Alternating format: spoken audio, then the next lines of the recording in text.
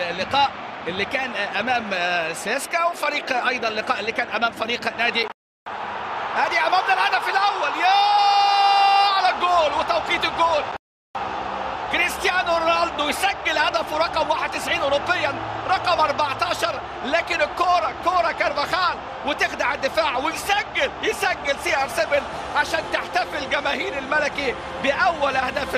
الكل ينتظر والريال في هذه اللحظه في ليله تاريخيه وعوده طريق بعزة 17 لمن هياتي بهدفه رقم 15 في اطار دوري الابطال ورقم 92.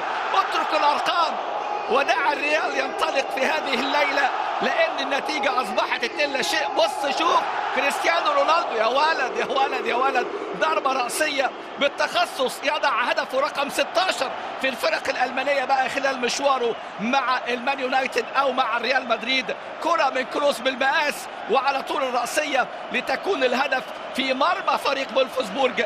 بعد مرور 17 دقيقه الامور تسير كما يريد زيدان وكما يريد رونالدو، لكن عشان ما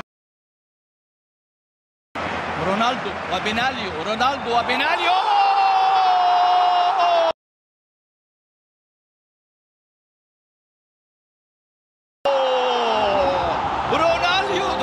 حاضر وبيناليو يقع، والكرة الهاتريك، كرة الهدف الثالث. الله يا رونالدو.